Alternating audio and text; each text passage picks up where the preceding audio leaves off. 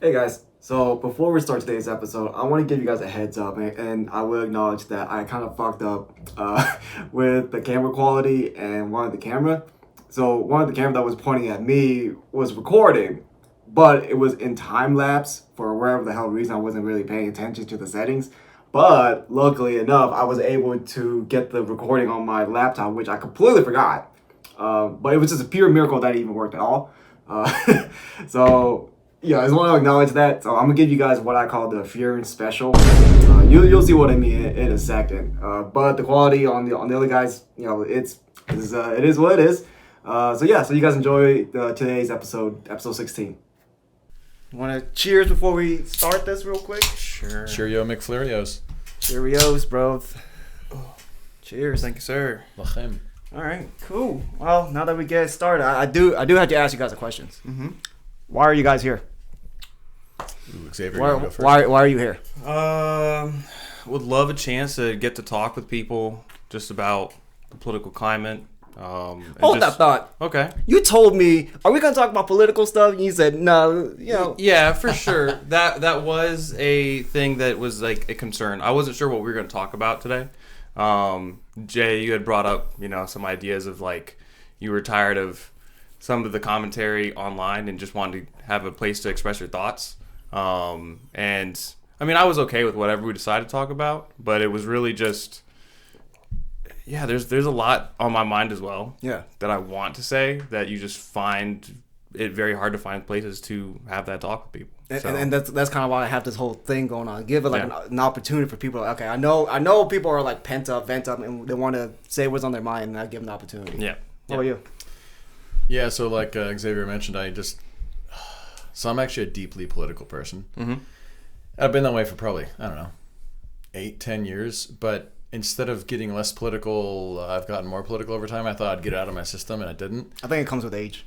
I think so. We started to sound like our parents now. Right? But what it ultimately came down to for me is I've just noticed, honestly, in just the past couple of weeks, that the way the algorithms work on almost all the platforms is they're going to feed you people that you conflict with, so you have interactions with, so you have comments with, so that's interaction that's good for the platform, right? So basically we open up our algorithms, whether it's like Instagram or YouTube, and not always, but like a lot of times you just get shoved a whole bunch of stuff that like you don't agree with. And I've tried to be as patriotic as possible and, in my opinion, voice my opinion on what's good and healthy for the people over the past like 10, 12 years. What I've noticed is I'm only ever voicing that opinion to people that pretty much hate me and just like want me gone. So that leads to like a lot of negative emotions and negative conflict. And at the end of the day, I just feel drained talking and arguing with people that I don't even know online. And so I want to do it in a context of like people I care about that I know we have similar minds. You know what? I'm glad you brought that up, because that's why I like Xavier, dude. We had the discussion before where we have like different opinions in a lot of stuff, but we're able to actually sit down and talk about it civilly. No one's like threatening death. Nobody's threatening violence. I'm going to end our friendship because you have a different opinion than somebody else. And I told you the story before where that happened to me recently. Someone had a political difference, and then like we've been friends for years. And like on a flip of a switch, because you have a conservative belief, I don't want to be your friend. I'm like, and the crazy thing, this is the third time this happened within like the past 4 years. Same individual? No, different people. And the thing is, I've heard stories that happened to you as well. So yeah, it's like super divided. It's happened to me twice in the past 3 weeks. I've lost 2 friends. Neither of them are super close, but one of them, before I was doing YouTube work, I was in television and film down in Austin, Texas. I was an actor down there. And there was an actor, I won't call his name out, but there was a dude that I started with absolutely no experience. Him and I both worked up the ranks a little bit together. I popped off to YouTube. He kept kind of working up the ranks in television. And I've just kind of followed him peacefully. We've just peacefully followed each other. And then he just posted something the other week that was blatantly legally wrong, and I just corrected him privately, like in a private message. I was like, hey, to be a good democratic citizen, you might want to also mention this thing right here. And right away, I get this angry, huge novel back, like Lord of the Rings novel of how I'm in a cult and like I really need medical help. I need medical attention for my brain right now. I'm in a cult and you're such a bigot. I refuse to talk to you and I will not accept your viewpoint. Goodbye. And I think that is one of the weirdest points to me, is that you can agree, and I'm not saying you agreed with a lot of the other things he said with, but you can agree with a good portion of it and say, hey, well, what about this? And somehow it comes across as an attack, or somehow it comes across as like, nah, you're just a Nazi. You just get labeled this crazy thing as an extreme, and you're like, I didn't even say the majority of what you said was wrong. I just said, well, why don't we talk about this point in what you said, or add this addition to make sense of the whole situation instead of just saying this side of it. And then you just get labeled something crazy, or the conversation just derails immediately. A lot of times I found when you try to bring up anything that doesn't fit the playbook. This is how the situation went down. You bring out any holes that you poke in the situation, you immediately get like a very emotional reaction, a very long-worded response. And it's just like, hey, I'm not trying to attack you. I'm not trying to say that, your view is insane. I'm just saying, hey, why don't we just talk about this point? And now we derail into something totally different, and the discussion's lost. You can no longer talk about the situations. And I think, and potentially in future, like podcasts that we do, this will be a deeper topic perhaps, but I think we're all very familiar with how the two general political parties, the two major political parties in the United States, handle their identities when it comes to political beliefs. Elaborate. I thought I knew what you were saying, but elaborate. One political party in particular is well studied psychologically to their political beliefs are also their personal identity. Yes. And then the other one is their personal beliefs are definitely their strong beliefs, but it's not necessarily their identity. And we can talk more about that in future podcasts, but there is a specific breakdown psychologically of how the two groups actually link to their own political beliefs, which then makes how confrontations are completely different amongst the two different groups. One of them takes it as a personal insult and you're attacking them, and the other group is just acknowledging you're attacking their beliefs. So it's one of those when you're given a situation, two different people, they perceive it two different ways. Like, you remember that dress? It was like the white and yellow and white or blue, whatever. When you show this dress, like half the people say this, the other half people see like the other half. Like, and I know I had pointed that out in a conversation that we had once before, where you and another one of my friends, Tony, another one of my friends, had listened to the same speech, and I was like, it's crazy because if I asked you both what you guys perceived from what was stated there, you guys drew two different lines. Like, the picture that was drawn was entirely different based on your stance on the topic. And it's exactly as you said. It's like your perception going into it, you're already molding. The way I word it is like, it is your cognitive framing. You're going in there with a purpose, and anything that derives off that purpose, like you're gonna like feel that like a visceral reaction. You're like, ugh. You have to say something. Yeah. Yeah. That's just the way I see it. And like when we're able to actually sit down and just talk, like that's all we need to do. So we don't have to threaten with violence. We don't have to like go riot and like break shit for no reason. But because I'm on YouTube, I hear that shit all the time, and I'm fatigued. I really am, and that's kind of one of the reasons why I'm here. And I know I'm not the only one that's going through this. And it happened to me 3 different times where people just want to disassociate with me because of like my political belief, and I heard it happened to like 5 different other people. And like, why? One question I have for all of you. All for 2 people, both of you, is I think we've all done a bit of doom scrolling politically. Something I've seen strongly pop up in the past like year and a half, the top comment on super political videos that have something to do with like a riot in the street or like a protest over the smallest thing, and the top comment tends to be liberal fatigue button right here, and it's like favorite that comment. I hear that. Yeah, and word fatigue has popped up a lot just across the political spectrum in general.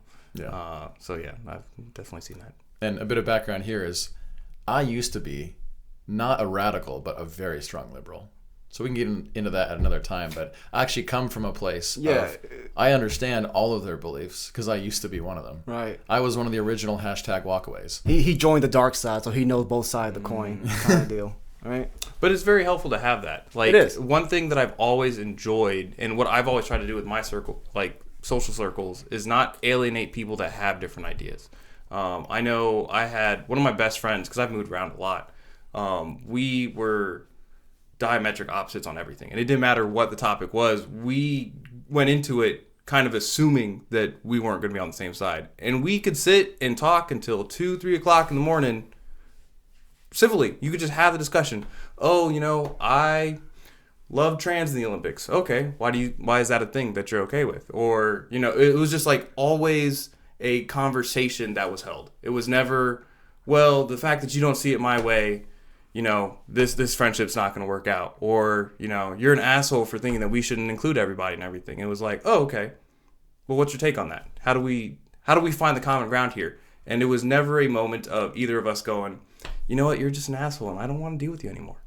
And I think we're starting to lose that. There's too much of people not wanting to discuss things. I think I have an idea of why that is the case. Let's use Nazi Germany as an example, right? Everyone wanted to call somebody a Nazi, right? So if you are a Nazi, that should give me the privilege to kill you, right? So that was the mentality. But in modern time, I can label you as a Nazi. Therefore, I should be able to harm you because I label you as one. So you come in, and that's why these words are being spread around. Like, I thought Nazis were supposed to hate Jews, right? I thought that was the whole shtick. But because people use it for so loosely, it just kind of lost its meaning. And like all it is now is just a political tool just to attack somebody. So these are some of the observation that I've had. Play that sound where the metal clink. You know what I'm talking about? Yeah, play that sound. My brain just broke for like a second. Well, I will say, I keep being a broken record here, but like in future podcasts, I can go to real deep on a whole bunch of topics. Sure. But the whole calling political dissidents Nazi, fascist, there's video footage of it, and the video is from far before the AI era. There's black and white video footage of it being a specific militarized political playbook taught to people that were opponents of the United States.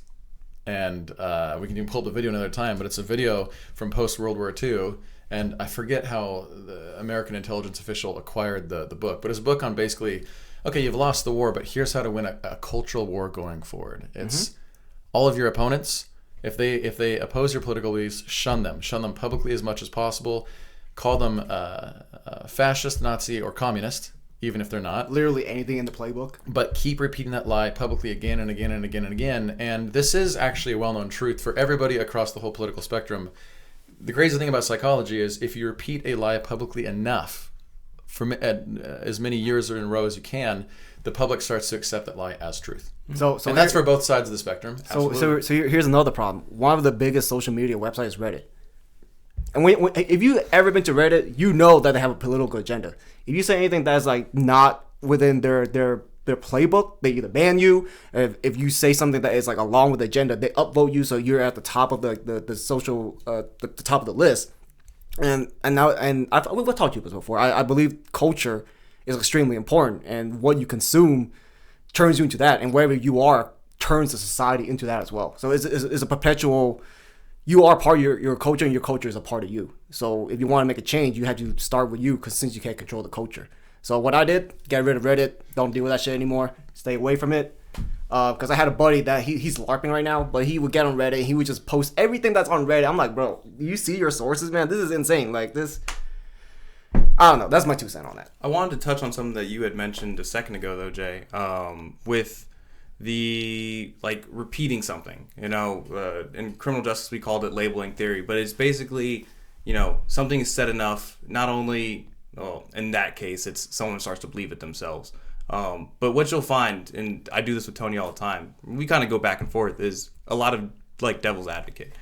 I love that. Whether I agree with the point or not, I like to throw out the opposing side. That way we can have the conversation, have a back and forth without it just being, we're going to, if somebody listens that's not agreeing with us, we're bashing them. And I don't ever want it to take that way, but I also think that a conversation can get a lot more deeper once you have some viewpoint from both sides. So in the aspect of, yes, we call people Nazis or fascists to kind of just water the term down or associate it with something already super negative. One of the viewpoints I saw recently was why are we targeting specific races? Mm-hmm. And I don't even think that we're targeting specific races in the U.S., but it's why do we think that immigration is a big problem right now? because that's what you're hearing: immigration, immigration, immigration. Oh, they're violent criminals. They're violent criminals. And that is what I see a lot of the other side saying is we are over-labeling immigrants as violent criminals, which I thought was an interesting take. No, that is an interesting take, and I mean, I've seen a couple different statistics that loosely align, and yeah, the evidence doesn't necessarily point to them predominantly being extremely violent or more violent than the average American citizen. Agreed. And But the problem is the principle of it, like the fact that you break the law. If I break the law, guess what happens to me? You know, if I don't pay taxes, guess what happens to me? You know, and I'm just a regular citizen. And that's a very good point, and actually I stand by that point 100% as well. There can be a dichotomy of beliefs, which is I can support a certain thing or a certain action or a certain politician, but I can also criticize and recommend better ways for things to be done. Right. So I think we can all agree things have gotten messy, but I actually still generally support things that are going on because I've traveled the world quite a bit. I've been to a lot of different places, and borders exist for a reason. Yeah. And there's a certain somebody who's famous for this line, but borders exist. No. What is it?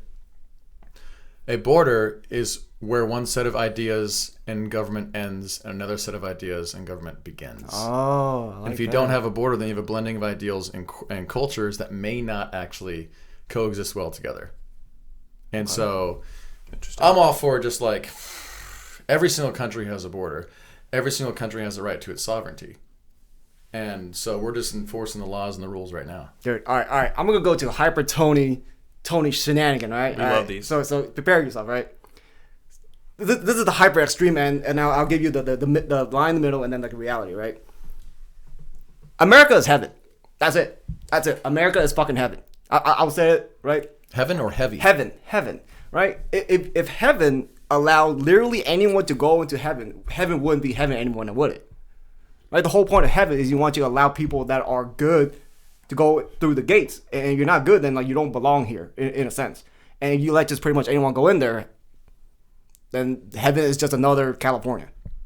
You get what I'm saying? California. Yeah. You get what I'm saying? Every country has a vetting process. Well, I would say, okay, there's a couple that don't, but most countries have a vetting process. This is normal. This is morally and ethically justified. Yeah. And so we can go deeper into that another time, but that's where I stand on that. Okay. Okay, quick aside, ADHD moment. I went to a bar the other night, and I walked past some drunk dude talking to the dude outside the bar. I went to go get a drink, and I heard something that was like, the guy's like, oh, one thing I just can't stand the most is just people saying that, yeah, Obama deported more people, but the difference is Obama did it morally right. And I had to keep myself out of that because it wasn't my business. But in my head, I was like, don't turn around, don't turn around. Because it's like, that's because sanctuary cities back then cooperated. Very happily cooperated. Even gave locations of known illegal immigrants. And this time around, no cooperation. So then if there's no cooperation, then you have to have a more top-down authoritative approach, which then looks bad. Yeah. Which is part of the plan. Yeah, it's part of the playbook on like taking us down, in a sense, right? Yeah. No, I hear you. No, I agree. It is.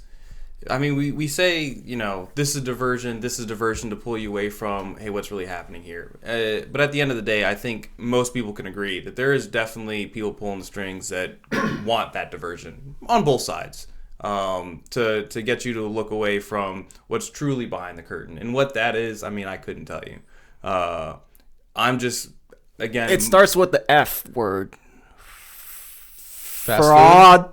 No, man, no, it's fraud. I mean, that is certainly a thing that's going on that I want answers to. I think the main thing that's on everyone's brain that they want real answers to is the Epstein list. But I mean, that's a whole other discussion that we can get into another day because files were just released and maybe we'll get information. We won't. Did you see? I was looking up. It's either Denmark or I was looking up Norway for travel, just for like fun for travel. I want to go to Norway. I have this like mission where I want to travel every spot that my blood has been to historically. Oh, wow. Ooh, that's cool. So I've been to a few of them. It's any England and this, where it's traveled to. Anyways, so I'm looking up Norway trips all over the news. I think it was Norway. Yeah, 2 of their top government leaders just resigned because they were listed and implicated quite badly in the Epstein files. Is that part of the people? Yo. That was like 6 names got dropped recently. I think so. And so like it's actually it's way more than America. It's Yo. like the whole world. Yo, you're actually restoring my faith in humanity, because like when people would use the Epstein files, like, oh yeah, the Epstein files are so bad, like I never really cared if it got released or not, because by the end of the day I kind of know that no one's gonna get punished for it, so I never banked on it. But the fact that you said that someone is actually being held accountable for that shit, okay, you know what? Maybe this whole Epstein file being dropped is actually useful, because I thought nothing was gonna happen. All these political people in positions of power is live another day. Water under the bridge for Yeah, them. peace. I'm Tim Walz. I'm just gonna go home. I don't give a fuck if I stole like $9 billion out of the state. Yeah, I'm all safe. I'm just using him as an example. You know, like Yeah.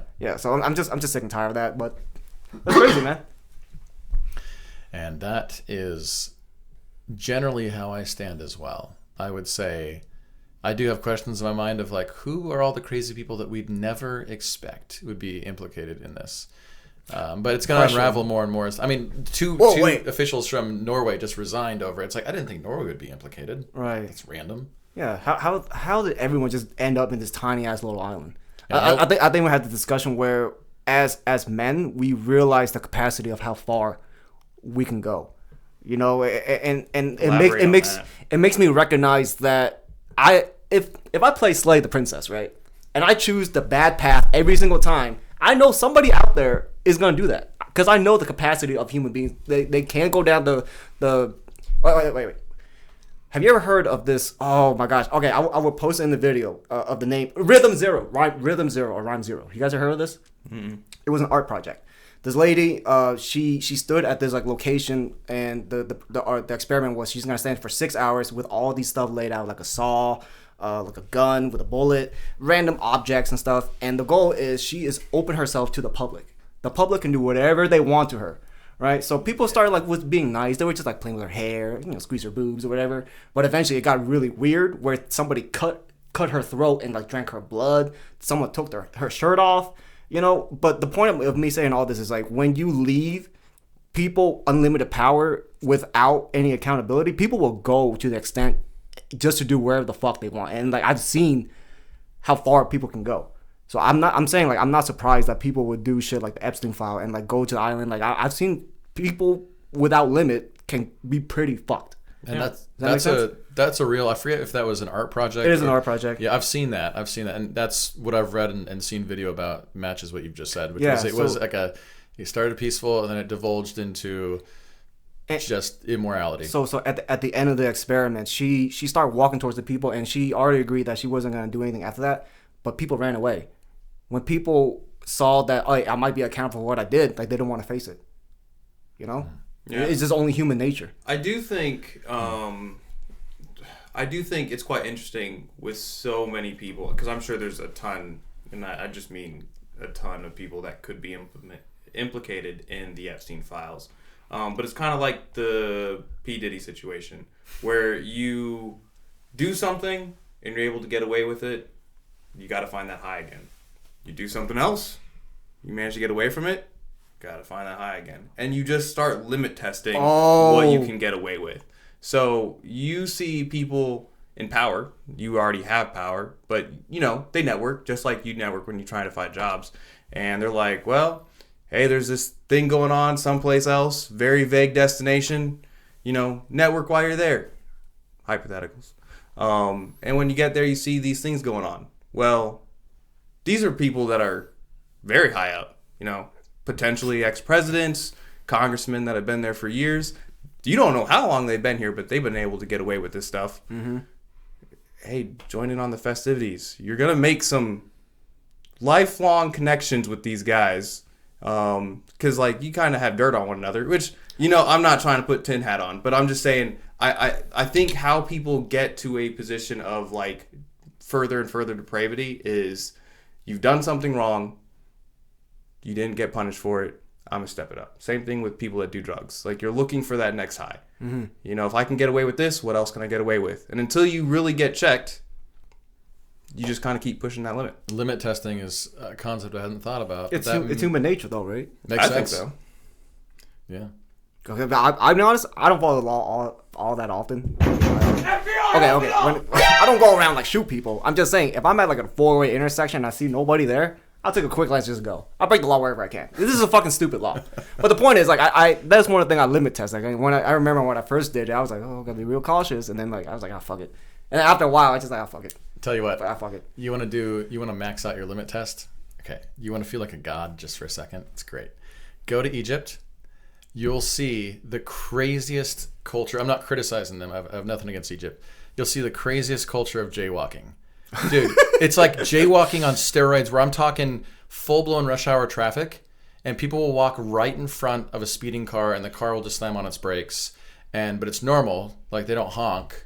And I'm talking like jaywalking on absolute steroids. When I came back from Egypt, my buddy and I, this is a couple of years ago, my buddy and I were like, oh, look at all these like Americans. We're just like standing around on the sidewalk being orderly. And Derek and I were like, screw this. Let's just jaywalk. I mean, jaywalked right through rush hour traffic a couple of times.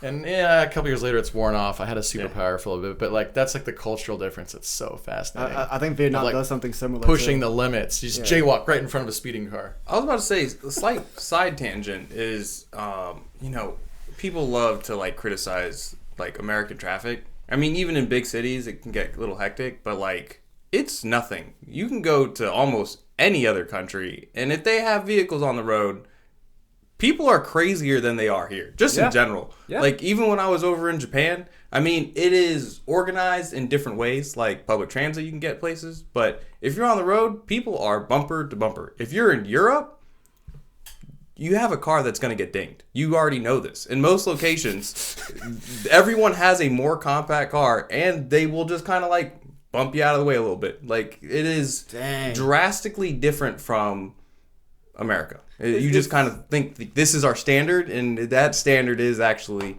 in my opinion, a lot better than most places. Yeah, for sure. It's just different in culture. I told you about this the other day, Jay, but one of my manager, he lives in Egypt, and he was telling me that when you're in Egypt, and you're driving in traffic, the honks that you make can like communicate with other people. Yeah. So if you say like that Morse code, it means get the fuck out of the way. If I say honk honk, it means thank you. Or, that's hilarious. It's just different culture. But over here, we just honk just because like everyone was just road rage, just mad. Yeah, that's right. We talked. Tony and I talked really quickly about some of the stuff I saw on the road over in Egypt. In some regards, what a fascinating culture it is, because it's a culture of a lot of the people don't have a lot of wealth or income or resources, and they stretch it so far. It's so remarkable and so human and so inspiring with like however not to paint a picture of all of them, but just what I saw, people with almost nothing, and they're like they're not complaining. Excuse me. They're not complaining. They're going to work in a rusty car that's missing the driver door, and also one of the tires is flat. No big deal, but they're dressed in a business suit. They're going to work because it gets you from point A to point B, and I think that's so inspirational. But him and I were talking about the differences, and how the honking in Egypt was fascinating. This isn't the time for me to put on my tinfoil condom, but I learned this while watching the pyramid, how the pyramid was made. But the point is, the Egyptians, what they would do is they're like you said, they're extremely resourceful with what they have. So let's say that you have a boat, right, and that boat is no longer functional. They turn that boat into like they break the boats down and turn them into storage boxes. And those storage boxes no longer function. They break those down and turn into like a cane. And if the cane doesn't work anymore, they turn into like a chopstick. You get what I'm saying? They keep on breaking the resources down, and like they're super recycling thing. Yeah, they're super.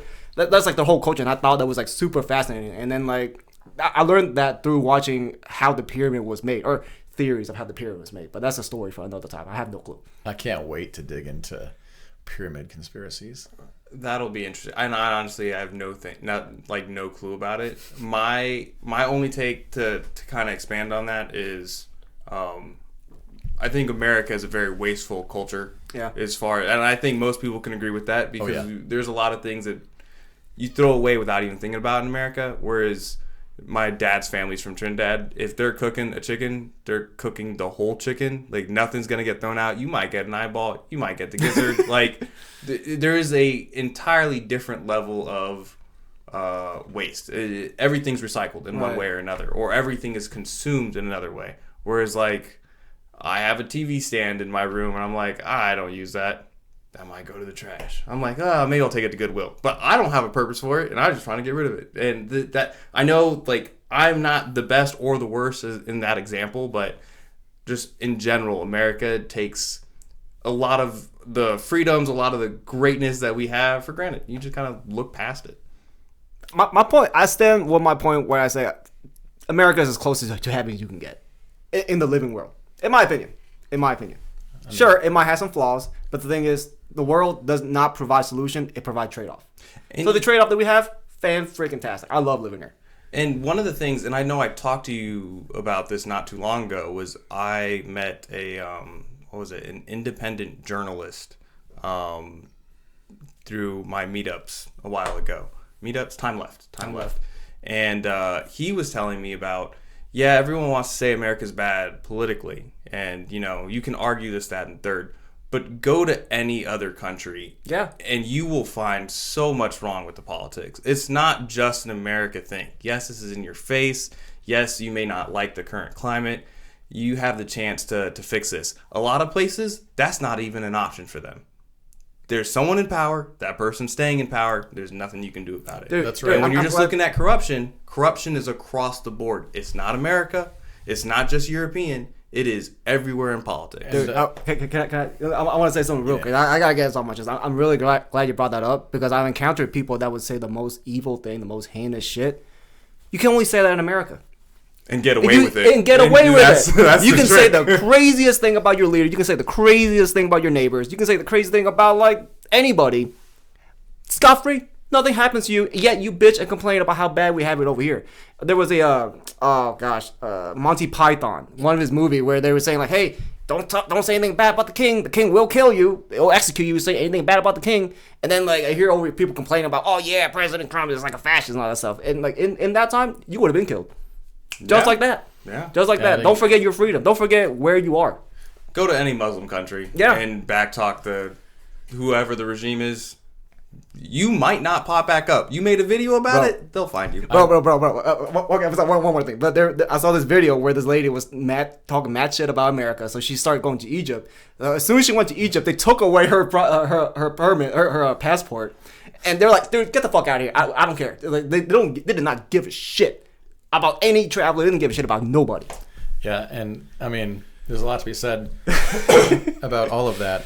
One thing I will not go too deeply into right now is I have witnessed with my own eyes people of a certain group marching down the streets of Bellevue, Washington in 2022, chanting, "Kill a cop, save a life, kill a cop, save a life." And there were about 100 police officers there that didn't arrest any of them.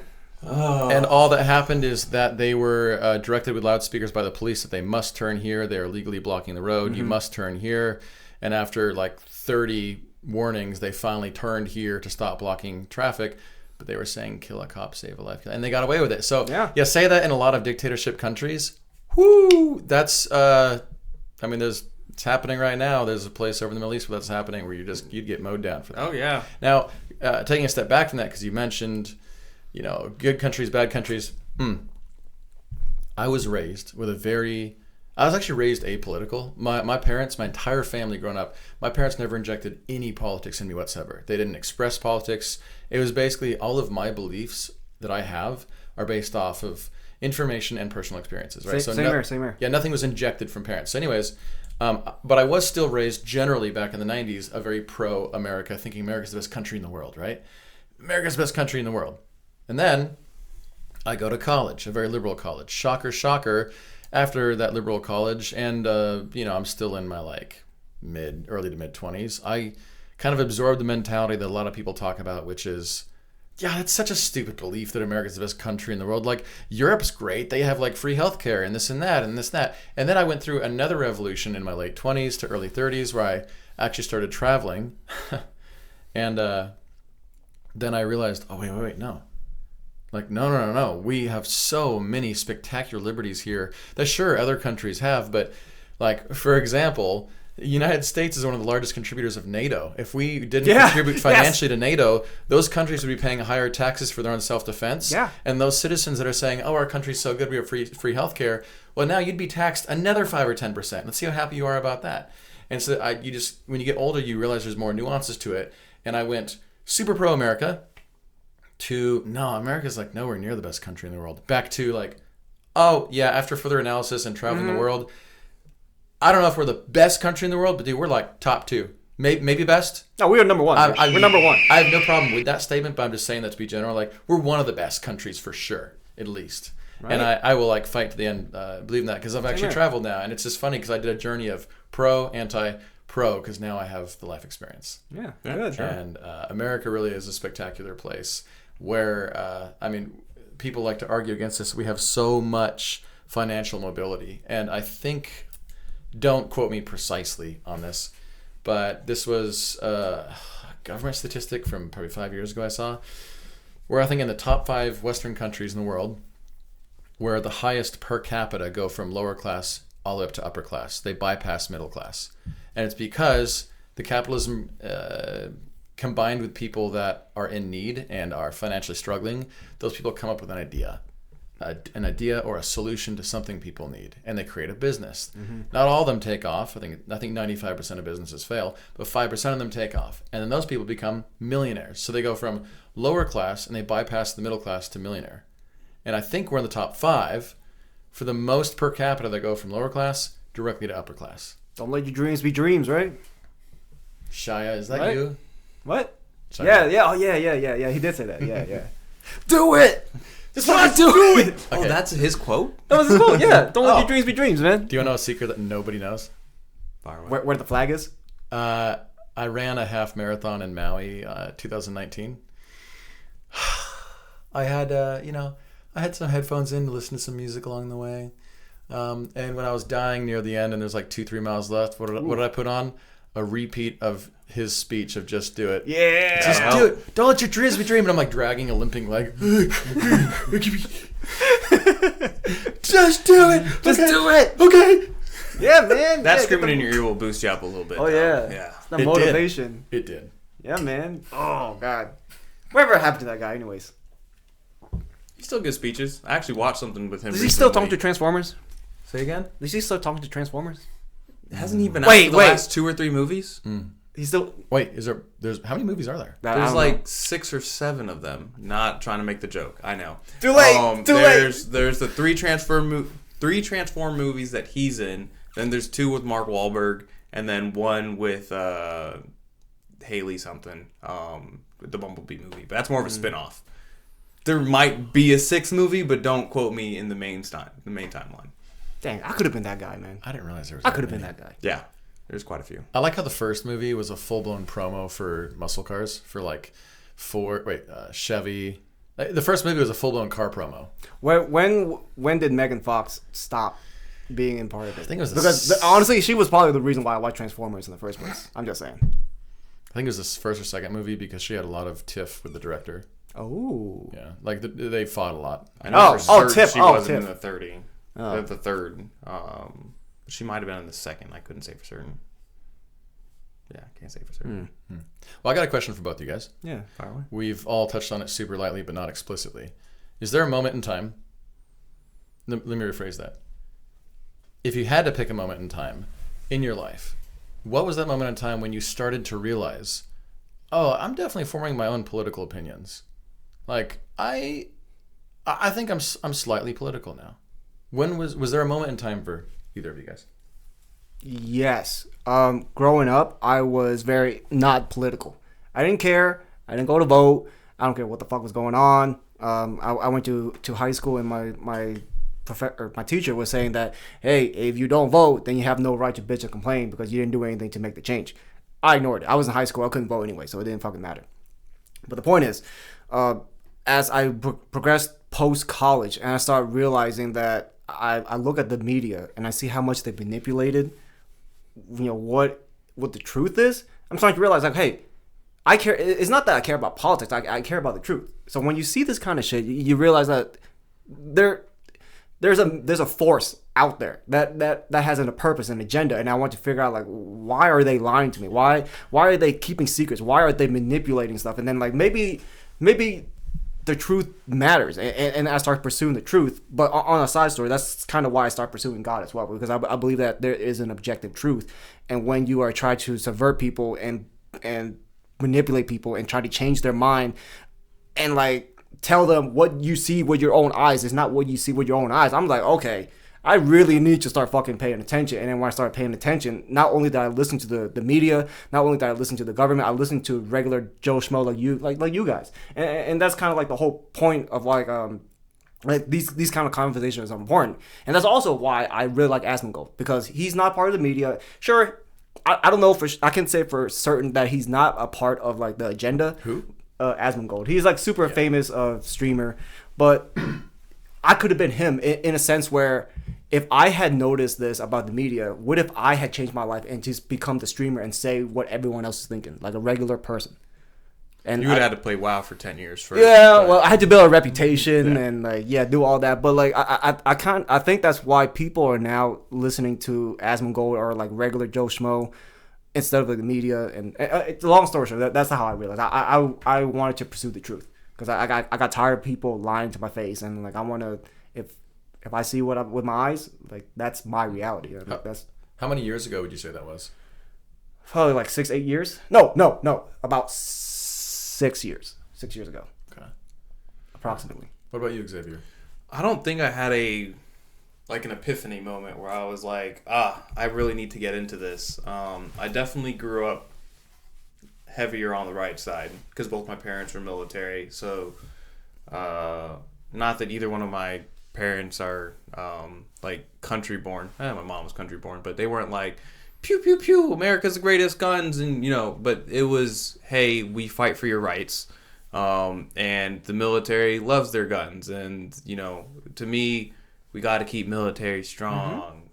We got to protect America's pride. So that's kind of how I grew up.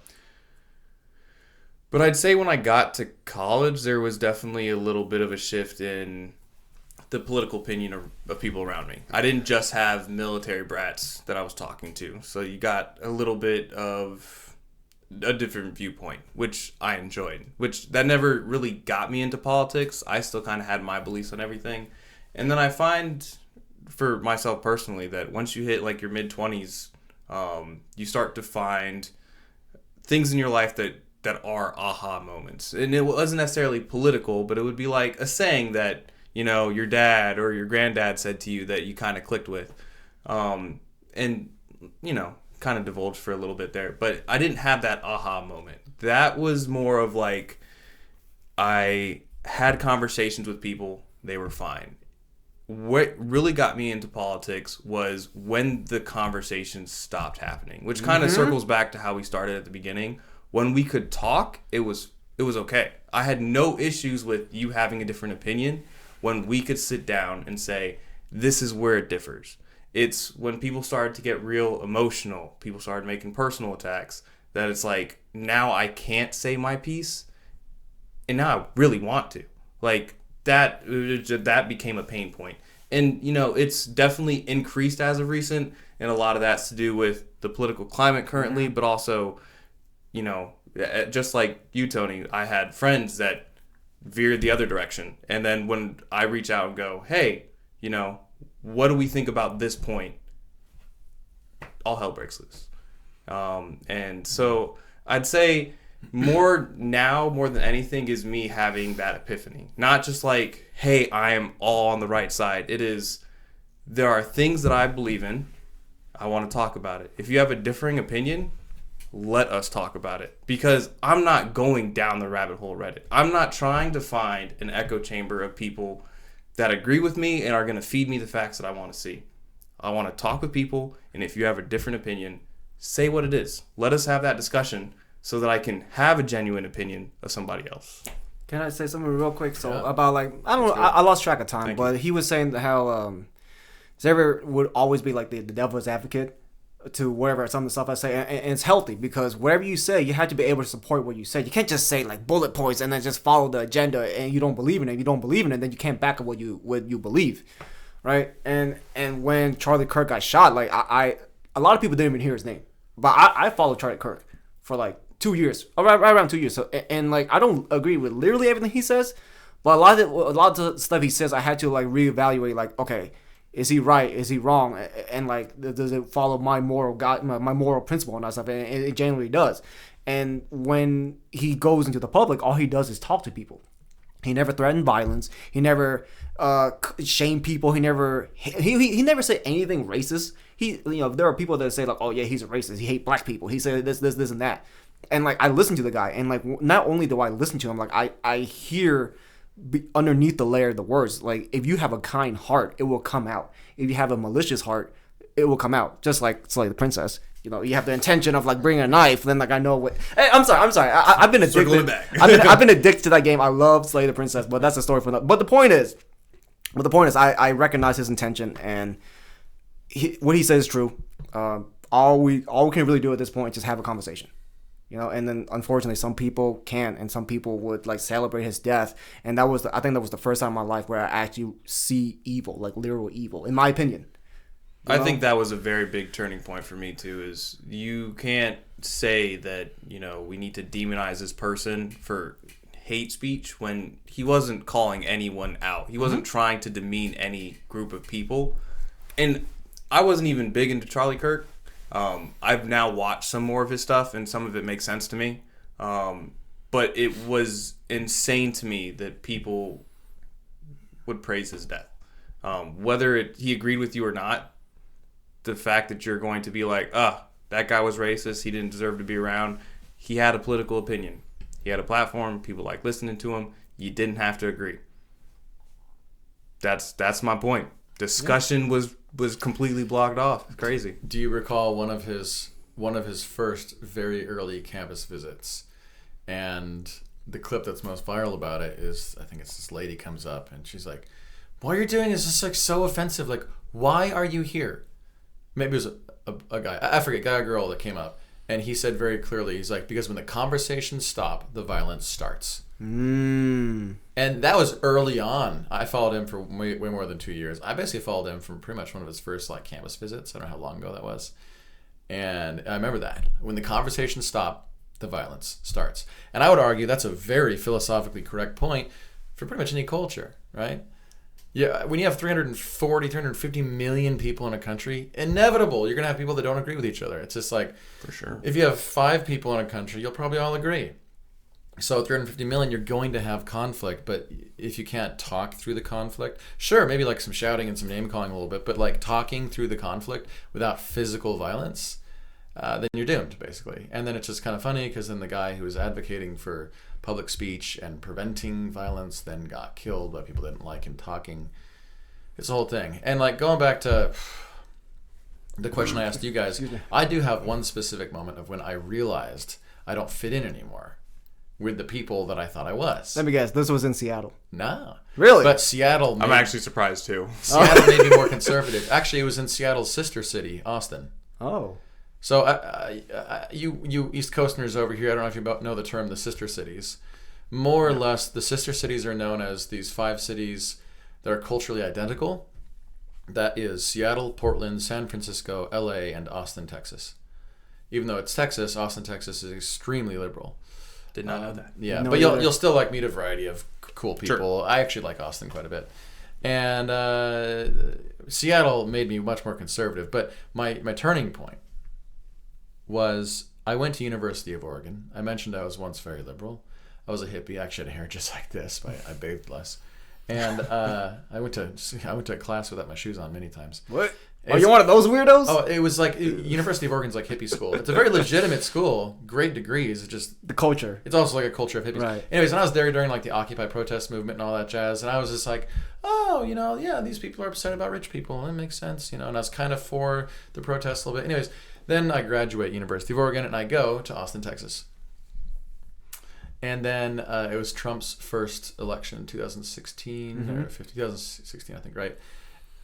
And I was fortunate to have built up a lot of friends in Austin. I was doing the television acting thing at the time, so I was kind of network every day. You network and you make a bunch of friends, and I had this big, network of people of diverse opinions.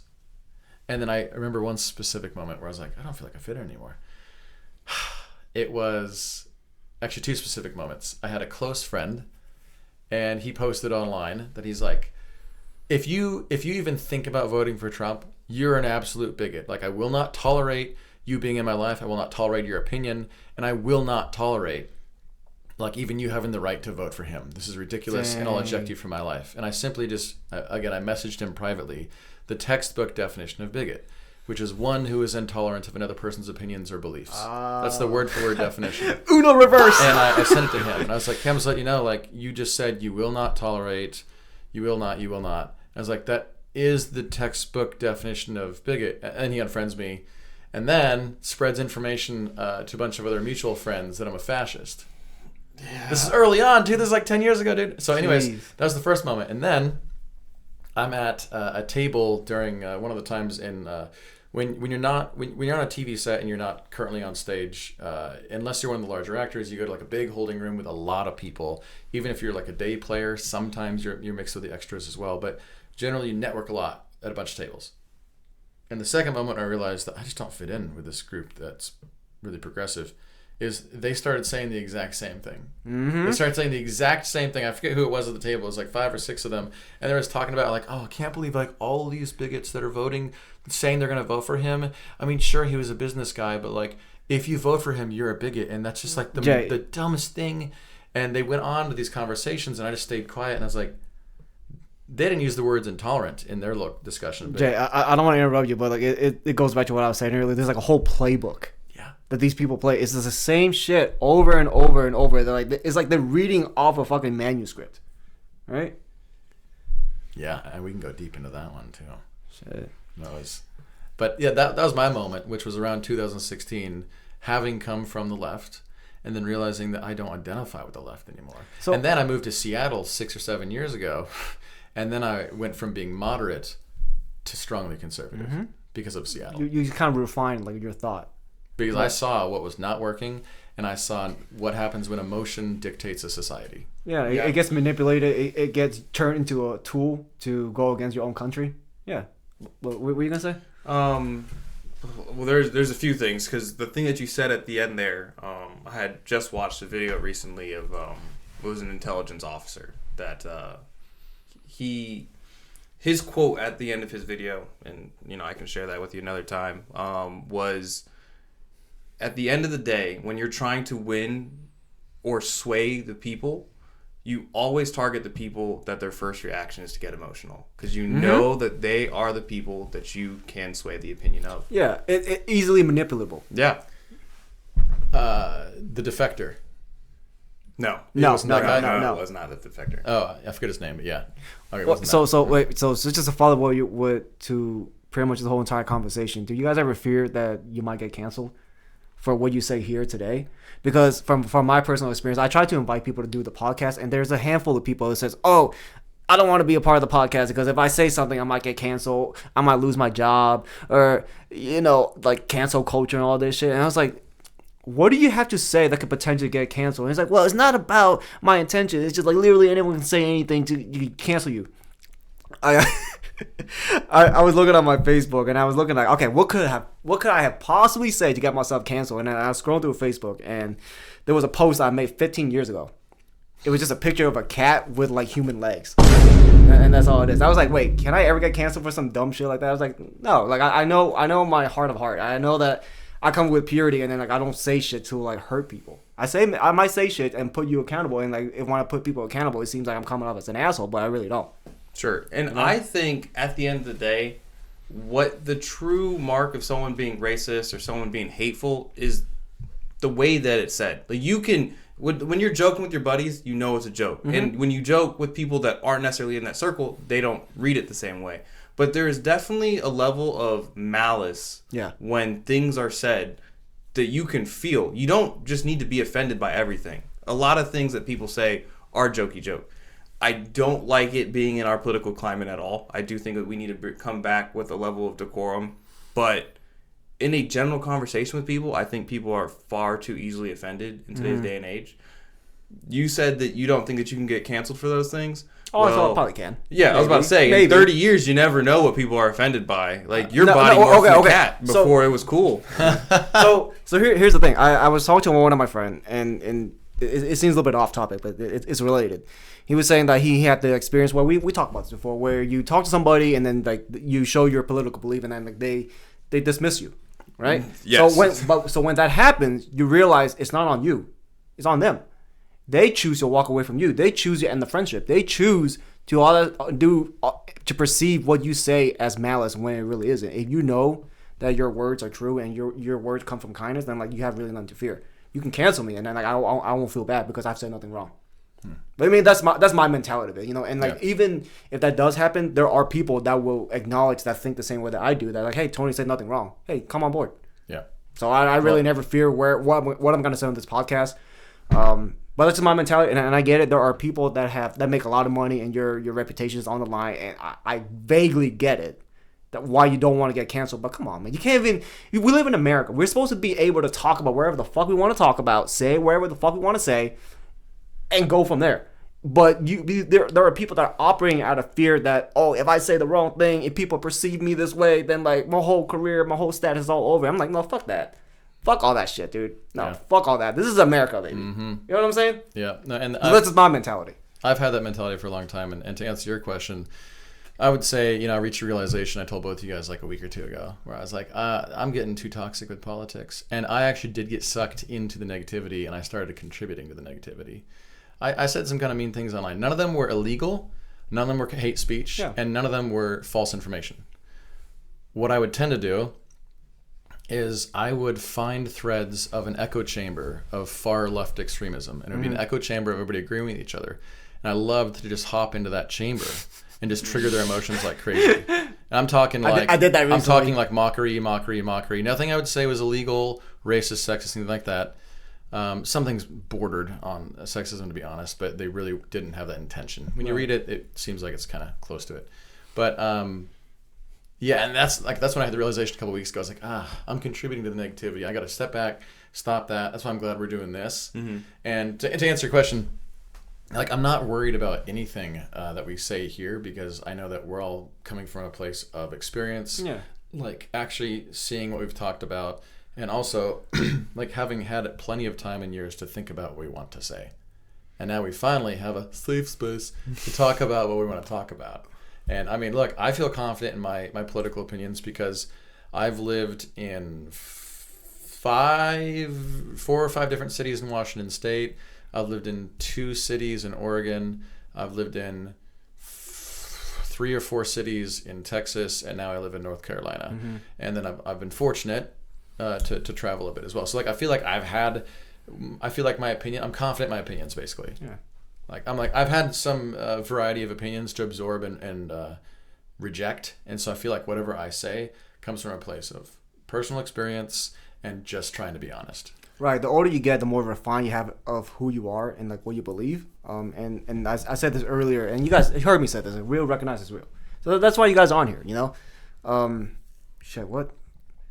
I'm sorry. There was something I wanted to say. I completely forgot. So I wanna jump in real quick. Take a little bit about what you both said. One, I think people need to get out of their immediate. Like, I know people that stay in the same city or same town your whole life, and you're always going to be fed that same thing. But what happened when you went to Canada and you saw a little bit? Like, you loved it. I found so many ex-wives. Yes, they are so fucking beautiful. Beautiful. But I think it's just very important that everyone gets a chance to truly experience something on the other side.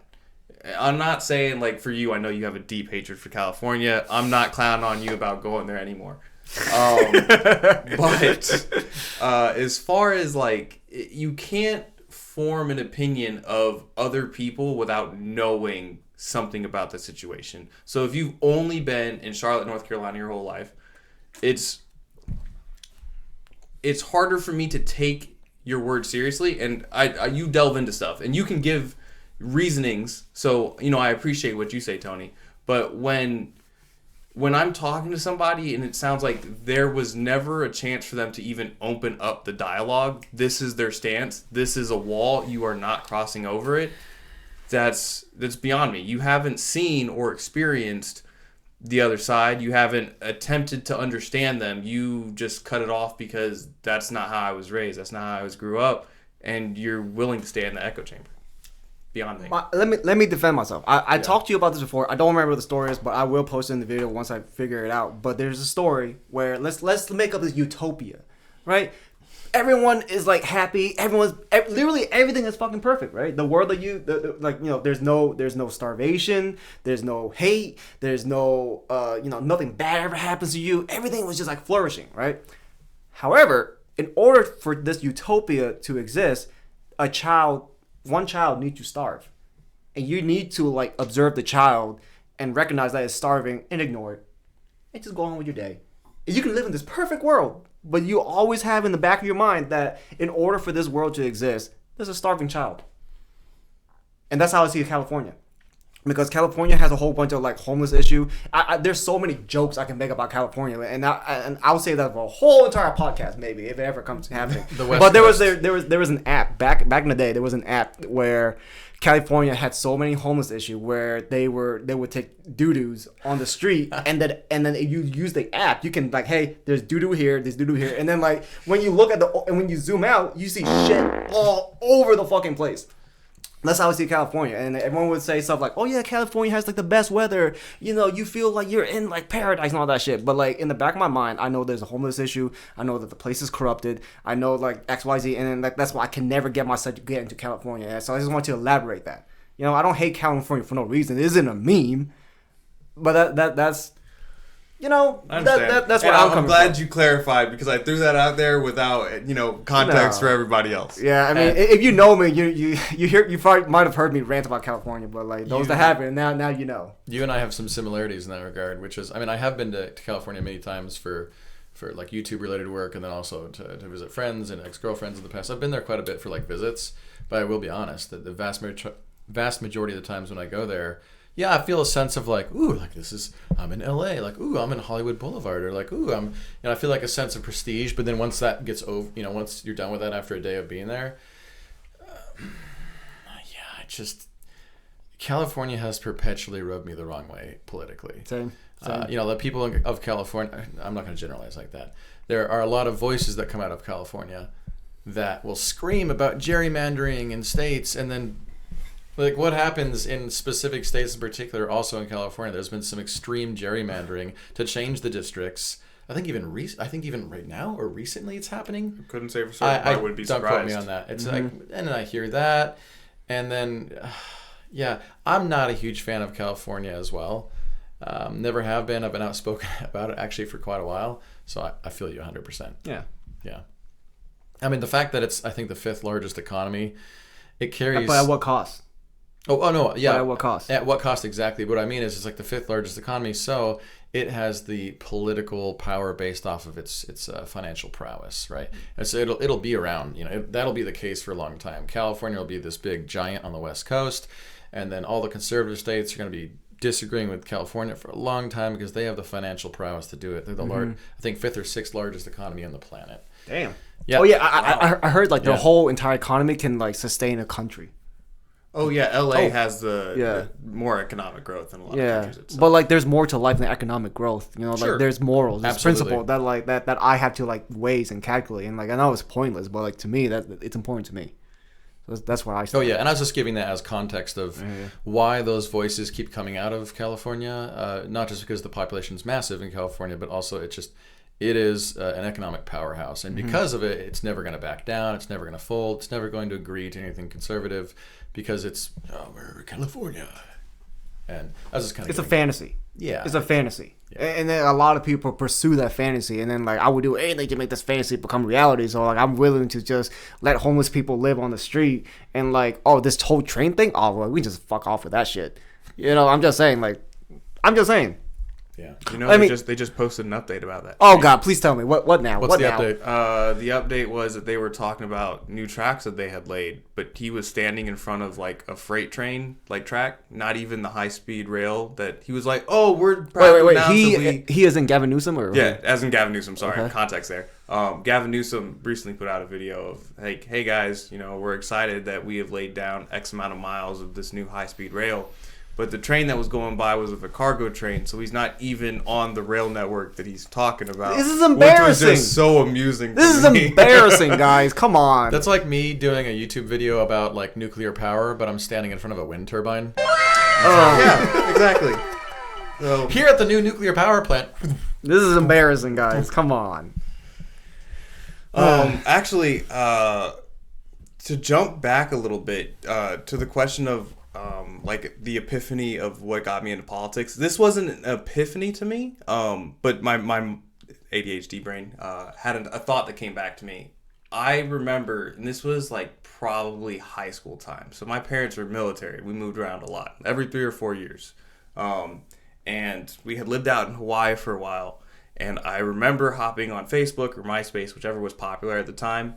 And there was a debate being had between 2 or 3 people. And it was mostly this girl that I knew growing up in Hawaii, and then a white guy that had ended up at that school. And she got to the point where, he posted this long reply of everything. And she went, "Hey, look, I'm done with this debate. You're white. Your opinion does not matter." Ooh. So I copied her whole thing and said, "I'm black. Please respond," and then posted in the thing. I just wanted to know your response. I feel like that's so disingenuous to write off a whole argument because you don't agree with the white man. And, I think there's a lot of hate for race, even though, only the white people can be racist. Hey, I'm sorry. I know I jumped way back there for a second, but I think that is such a crazy notion that just hasn't stuck around. And this is where the importance of, I understand that not everybody has the financial capability to travel. Mm-hmm. So like you can't hate on somebody for not being able to afford travel. True. But this is where global travel changes your perspective so much. Yo, there are so many more racist places in the world. I know. In general, Japan and China. Dude, when I'm in Japan and there was a Chinese person on the train, I'd be trying to speak the limited Japanese I knew at the time, and they would just honestly say like, "Fucking disgusting Chinese." And then there was an old lady. It is, I think, if I understand right, it's a cultural thing in China that you actually like hawk loogies all the time in public. Even like old ladies will do that. It's a cultural thing, right? And I was at this beautiful train station in, I think, Fukuoka, Japan, and it was like spotless, beautiful train station, and all the Japanese people are just sitting there nice and calm. And an older lady that looked like she might have been Chinese just hawked a giant loogie on the ground. And then the person next to me, I was already talking to them, and they said the same thing. Fucking Chinese.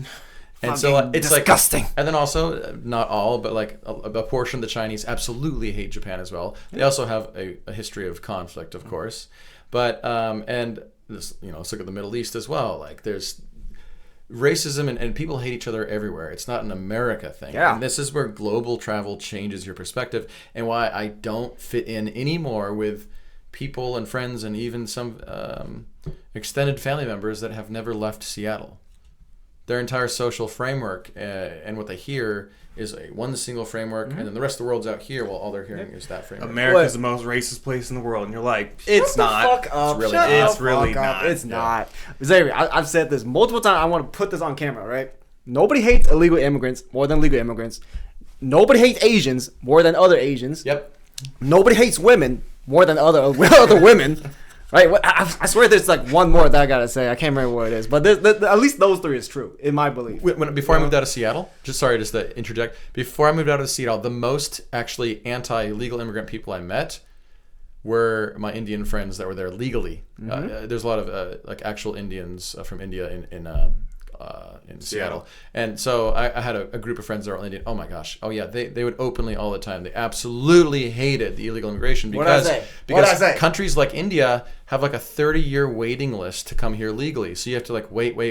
Yeah. Have proof that you have employment, have proof, and you wait. And then boom, you get in, but these people just cross the river. Exactly. See what I'm saying? This is exactly what I've been saying like this whole entire fucking time, dude. Nobody hates illegal immigrants more than legal immigrants, man. Because I earned my stripes, right? My father, he busted his ass. He got to America first. He opened up a nail salon. He made the money. And then he did do all the legal paperwork. He waited years for sending me, my brother, and then eventually my mom, my sister, and my grandma to America. We did it the legal way. And to have these motherfuckers coming in here just... Oh, okay, I'm sorry. I don't want to get political, but my point is that... Whatever. What country was he from again? I'm from Vietnam. Vietnam, that's right. Yeah. Second best place ever. I've only been there since when I was like 16. So. I would love to visit Vietnam. Yeah, it's a good place. Good place to go. Yeah, my dad was a first-generation immigrant, and I've never once in my life considered myself an immigrant. Like, it just never even rang a bell. I mean, I was born out of this country, but that's because my parents were military, and we just happened to be overseas at the time. And I don't have such a strong stance on it, but it is... I've just always... That's something that, like, I have to... When I take a step back, I go, oh, yeah, technically I'm a second-generation immigrant, and just never crossed my mind. And I guess because for me, very normal looking for the U.S. So, this is a side note there. I mean, for me, like I was born in Vietnam, so I'm Vietnamese. Clearly, just from looking at me, but like in my heart, I'm an American. Let's be real. Most Americans would not be able to tell Vietnamese. Yeah, of course not. Yeah, I'm probably Chinese in everyone else's eyes. But the point is, like, I'm more American. I'm 99% American because like that's where my loyalty is. This is like where my principle is. This is like, it turned me to the person I am, and like I want to protect my country. I will wave my flag.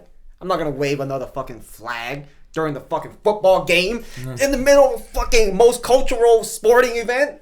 Okay, anyways. See, and that's where like the little bit of the liberal still inside of me actually is. You might have, I think I might have asked you. What I tend to do if I have a new friend or meet somebody new and like they're an interesting person and I notice that they're like they have some racial blood in them that I can't figure out. And I always use the specific framing is, what's the specific? I don't usually say like, oh, are you Chinese? Are you Korean? Even if they're like American, right? I tend to say. Oh yeah. I'll say like, are you Korean blood? Are you Korean blood? Like, because then I'm talking about like genetically. I'm not talking about do you belong here? I'm more just like, oh, your genetics. Like, are you Korean blood? Are you this blood? Are you that blood? I tend to use that framing a lot because there are a lot of like races and mixed races that can be a little bit ambiguous and confusing. Like between somebody who's like Swiss and somebody who's English, they look very similar. It's like, oh, are you Swiss blood or are you like English? And so I like to use that framing a lot personally. But that's like the little bit of the liberal that's still inside me. I consider anybody that's born here is an American. Yeah. And I don't look at somebody and be like, yo, you're a Vietnamese American. You might identify as that. But like I personally just say, that's my American friend Tony. And he has Vietnamese blood. From an Asian perspective, I just keep it simple. Are you Chinese or are you Japanese? Keep it simple and move on. No, it's good. No, dude. I actually went to a Chinese restaurant earlier this morning, and like somebody asked me, "Are you Chinese?" I was like, "What the fuck are you? Why do you need to know if I'm Chinese or not? If I like speak the same language? No, like I just here came get some food. Like no, I'm Vietnamese. I told him I'm Vietnamese, but like I didn't see like the point of why do you need to ask me? But I think some people just enjoy having a conversation with somebody that has that background. I'm joking. And no, I'm just making sure. I'm just making sure because like I know my dad would go to the grocery store and It's kind of like, okay, you can label Chinese, Taiwanese, Japanese as like Asian, whereas like my dad's from the Caribbean. He's from Trinidad. So when most people hear him talk, they go, Jamaican. Instantly pissed off. You will not see him more mad than that 1 second, right? I can't wait to meet him. He passed, so good luck. Sorry. But, no, you're fine.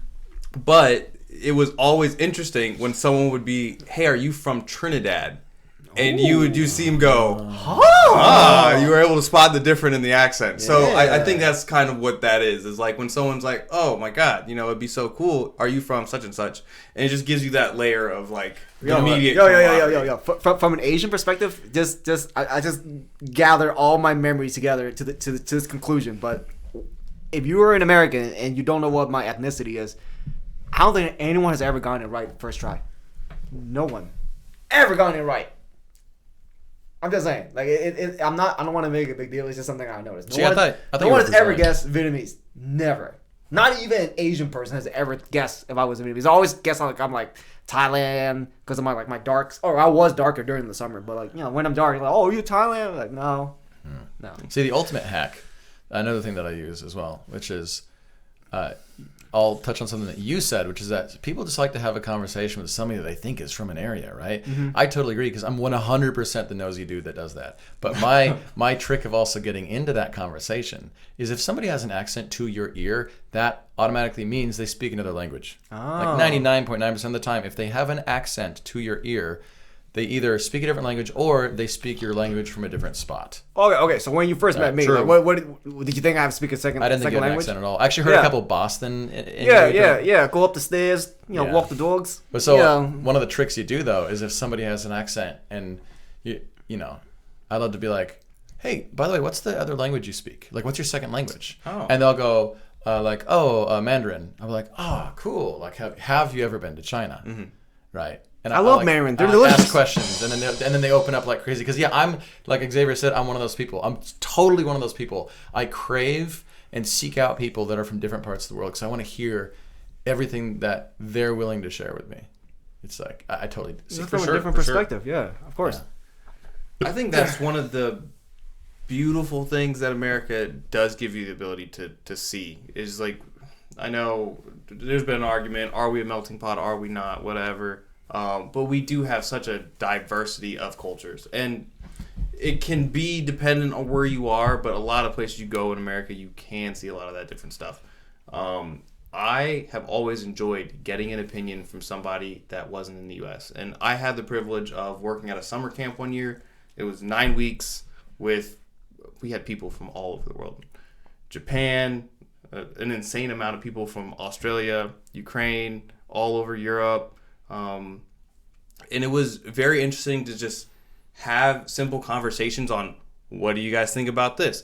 But I mean, honestly, for me, I was just like, first week, let's go to Walmart because the Walmart up in New Hampshire had guns, and that would just blow their brains. Yeah, not America. literally. But one thing was like, let me shock you with the American culture, but also let me understand a little bit about how you see the world. Like, what do you think about the U.S.?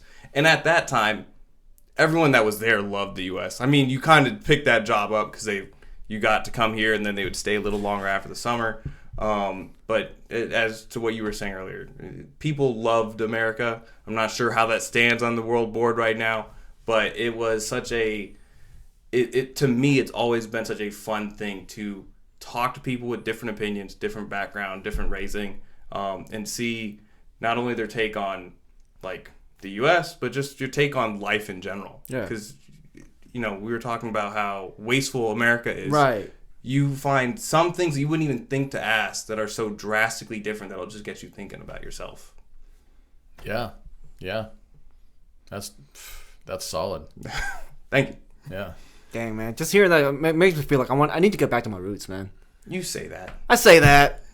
But like, look where I'm at, man. Like we live in Charlotte. Look, there's barely any Asian community. I really do want to get my roots. But like, We're looking at Charlotte's Asian community right here. There is. Yeah, I'm a one-man army. I'm a one-man army. Go right down the road. You got Area 51? Alley 51. Alley 51. Yeah. It's like the Asian G-Mart around here. It is. It has like all. It has like a. That's your whole Asian community right there.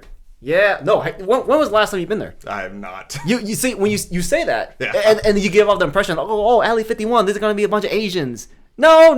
There's a bunch of charlatans. Yeah, I was about to say. That's all it is. No, What are you talking about? It was like half white people. They're like, look at the Asian store. Yeah. So they look at me like I'm in a fucking museum. Oh, look at that guy. Oh. Which one is he? Oh, let's see, Chinese or Japanese? Like, See, motherfucker. Up in Huntersville, where I live, up in Huntersville, it's at least my part of Huntersville, it's just two races. It's black and white.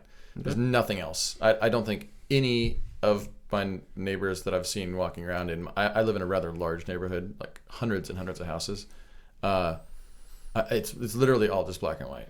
And that is a big contrast for me coming from Seattle, because Seattle was, I think white was still predominant, but it was like tons of Indian, tons of different Asian descent, everything. A lot of Mexican descent as well, black, all the other races as well. And then I come here, and at least Huntersville is like, boom, just like two, at least my town. It's like, wow, this is strange. I'm getting used to this. See, I think that's what threw me off is...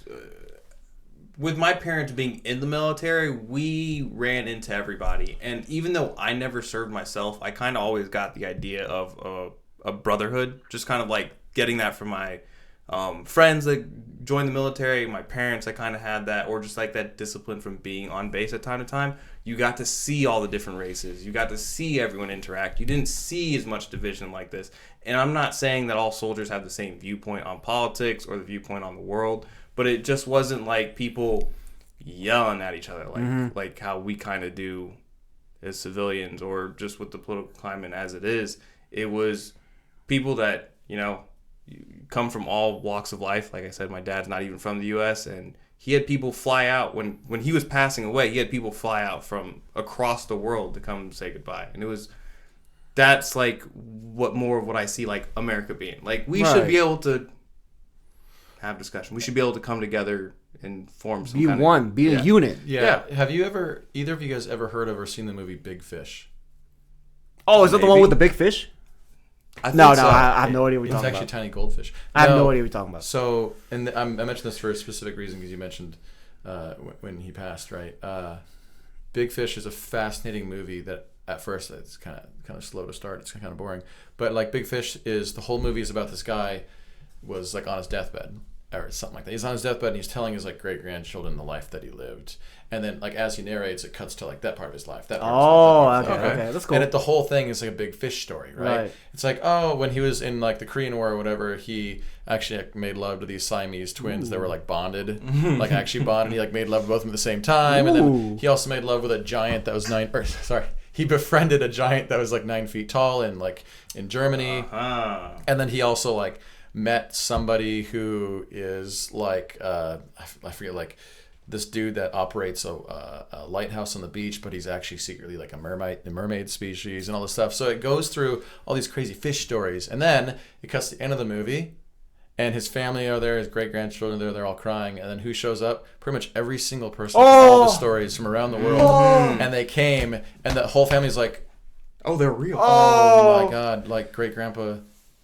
He did live that life. That warms my heart. Yeah, and like so everybody came cool. together. That's cool. That's what I wanted. Like, I'm not there yet, but that's the kind of person I want to be. Where if God forbid, you know, I'm not on this planet forever, it's like it would be nice if I have friends all around the world. Like I don't. Or just had people that cared about you that much. Yeah. But that they would like come and see you, and more than just because your funeral is 5 minutes from their house, but like they'd actually come and travel to see you. Right. But Make the time. Yeah. But Big Fish, great movie. Great movie. Yeah. I think you did a great job summarizing it, to be honest. That was pretty good. Fuck, you spoiled the ending for me, That's man. true. Damn You it. did do that, but man. it I left sounds out touching. a lot. Okay. It's a good movie. There's still surprises. Dang, I hear that, man. Shit. But there's one thing I wanted to bring back. We were talking about way the fuck back when.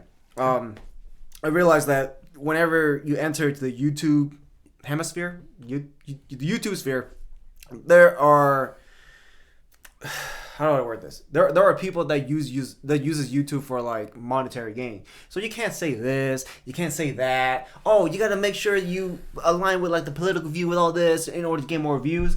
But for me, honestly, I just do it for fun. I want to hang out with my friends. I want to be able to like make memories. So like when I'm gone, you guys come back and say, "Oh yeah, I made a podcast with Tony. Check this fucking episode out." You know, I have all that shit laid out. You know, and like I'm not motivated by money. I say where the fuck I want to fucking say. I allow you guys say where the fuck you want to say, and like that was kind of like the beauty of like how I made all this. And then like I mean we might not have time to get through all this, but like that's kind of why I'm very like against AI. AI cannot create art. AI cannot create these kind of moments. Sure, they might be able to create like another version of you, or another version of you, and we're having this conversation, but it won't be the same. It doesn't have that like human element where like I made this with like my heart, with like my humanity, you know, and like I'm not restricted by like the YouTube monetary censorship and all that shit. I say where the fuck I want. You know what I'm saying? So like, like, how often do you encounter these kind of environments to like do that? You know, because like there are certain YouTube podcasters that would invite you, but you can't say this, you can't say that. You know what I'm saying? And that's kind of why I respect Joe Rogan. But that's all I want. If you don't care about monetization on YouTube, I don't. Like I speak from experience. Like if you don't care about monetization on YouTube, which only brings in a fraction of your monthly income, anyways, as a YouTuber, you can say a lot more actually. It's just funny, YouTube's community guidelines over the years have increasingly changed, and the adpocalypse. There's even been multiple times where even if somebody has not violated the community guidelines, and YouTube will come out in the middle of this big public dispute and say, yeah, this person did not violate our community guidelines, but we did deem them not good for the platform. They'll be demonetized just because enough people wrote in and emailed saying he offended me. Even if actually it wasn't hate speech, it wasn't anything illegal. Yeah, exactly. It was just something that people didn't agree with, right? Yeah. And so that's the problem is you can still get not shadow banned, but like actually blocked and have your account deleted. Even if you follow the community guidelines, it's crazy. But going back to what you said, yes, if you don't care about monetization, you do have a bit more freedom of speech of what you want to say on YouTube. Yeah. Speaking of, you do have a YouTube channel. If you want to give yourself a shout out. I might at another time, in fact, actually. But I do science and physics videos, and I've been doing it for 10 years. Super passionate about it. It's both my business and the thing that keeps me up at night. And I do mean like until 3 a.m. almost every single night, because when the world goes to sleep, my brain comes awake and I start turning the gears and thinking about this. Can you build this? Can you build that? Is this possible? And then I formulate video ideas, and then I have an energy drink at 1 a.m. and then I'm wondering why I can't go to bed. And then I finally get 3 hours of sleep, and then I shoot a video the next day, or I start shooting a video that takes a full month to do the next day. But yeah, no, I've been on YouTube for 10 years, full time for 4 years, I believe. Okay. Full-time YouTuber for 4 years. Yeah. Hey, Wow. that's pretty cool, man. Yeah. Well, It's a journey. I think right now is a good time. Just call it night, because I know you guys drove for a little bit. Just get here. That is true. Unless there's anything else you guys want to talk about. Oh, there's a lot I want to talk about, but I don't want to. I don't want to. I'll save them for other times, because I can't wait for. I can't wait for the episode where we talk about conspiracy theories with the Great Pyramids. So here's the thing, man. When I started doing this podcast, like there was an appetite. I was hungry. I wanted to talk about stuff. I think one of the first podcasts we made, we were talking about how Drake put like hot sauce on his condom or something to kill his sperm or something. I don't remember. It was some shit like that. But Crazy. But it was like ancient art, like barbaric technology where I just recorded the voice. But everybody had a humble beginning, so that's why we started off. Cool. And here we are today. That's cool. We actually have like better quality camera. Hopefully everything functioned as supposed to. If not, Okay, well, I started off on YouTube just to make you feel better. I started off with a broken iPhone. I mean, it filmed, but it was like... But it's the journey, right? Yeah, it was broken iPhone, and I started off, I fucking kid you not. But the video is still up on my channel. I don't want to delete it because it's so comically bad. I can relate. I can relate. That's actually really good. I can definitely relate. This is how my first video was and how I started. I'm like... Okay. It's embarrassing, right? So it's like, you're the camera, right? I'll be like, hey, I'm Jay. Welcome to the Plasma channel. Today, we're going to talk about batteries. It's like, what are you, is the audience stupid, Jay? Like they can't understand you're talking super slow or what? Like, and so that's how my first video was, and I go back and watch it every like 6 months just to laugh at myself. It's the journey. Yeah, it's dude, the journey. everybody starts rough. Like, Yeah. I mean, okay, maybe like 95% of people start really rough. Okay, I'll say this right now. I have a music video out there. I'm not gonna share it, but it's out there. It's out there somewhere. But like everybody. But the reason why I brought this up is because I always look back and I was like, oh god, that's so fucking cringe. Like my fucking visceral reaction is just like, But when I watch it, I was like, oh man, I was young. I had ambition. I had like fucking goals. Like even though it's not perfect, I think we talked about this like offline, but like it's not perfect. But the fact that we did it, like, it's fucking funny. It's fucking cool. You know what I'm saying? Like it's right before you got here. Him and I talked a little bit about the ideology of, because I'm a bit of a perfectionist, and for most people that can just slow you down and drag you down. And for sure. We talked about the concept of even if something's not perfect, just get it out there. Yeah, exactly.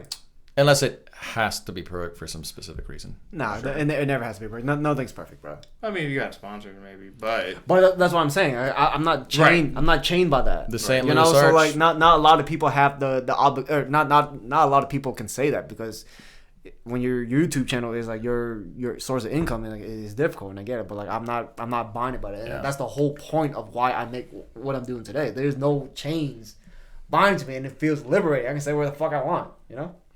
To a degree, I am conscious of who listens to me, and I might have stepped a couple lines. I'm pretty sure I stepped a couple lines. I might have said some stuff I shouldn't have said, but what's said has been said, and that's the beauty of life. You know, like fuck it, whatever. It is what it is. It's all good. I think all of us here, it's pretty clear we have good intentions. We just want to talk about what we've seen, what we know, and just get conversations going. And I think all three of us have also equally been just turned off by the current political climate, and also just turned off by just everything, to be honest. Yeah, everything. And I don't think any of us are actually affected by it, but just like turned off by how many friends have blocked us for the smallest things. I think we're all on equal platforms here, but it's clear that all of us are just coming from a good place of heart. Yeah. With everything that we say. I agree. it's nice to just have, again, as you said earlier, the safe space to kind of talk it out. I mean, just I didn't necessarily need to do this in a podcast kind of view. I would definitely say I've warmed up to the idea. Like, you were like, oh, you didn't want to come and talk politics. But I definitely did. I definitely wanted to have something and a chance to get something off my chest, which we have the ability to do on a regular on day Discord. basis. But it's, I don't know. This was a very fun experience. Yeah. I do feel like we were a bit It was a bit chaotic, but it was a good way of like starting it off. It was a good way of like shaking those nerves out. It's like a river. There is no intent. There is no direction. It just goes with the flow. That's it. That's it, man. Like you don't try to control it. Don't force it. Don't resist it. Just go with the fucking flow and just like this. That's all that is, man. Like be like water, my friend. Yeah, be like water. One of my idols. Bruce Lee. One of my idols. Okay, just to end the note, I had 3 beers for you guys to share, but I kind of just drank them all. I'm not driving home, so like I'm glad that you guys aren't driving home. Like, we know that for sure. But thank you very much, Jay, for joining the podcast. This is great. Thank you very much, Xavier. Of course, thank you, Tony. It's been fun. Yeah. I provide the platform. If anybody wants to get something off your chest, and I felt there was a hunger for that, and I enabled it, and yeah, we always come back to this and just like laugh at it and say, just like, hey, look, that was us. We're gonna have a lot to talk about in the future, like future episodes, man. Oof, it's clear we all have a lot to talk about. Yeah, so I just gotta be the guy that edit and like do the lighting, do the camera work, do the editing, do all this. Thanks for backpacking this. yeah, I got it. But yeah, solid. Thank you. I look forward to next time. Yeah, for sure. Likewise. It was fun. It's been fun. All right, guys. Cool. That's it.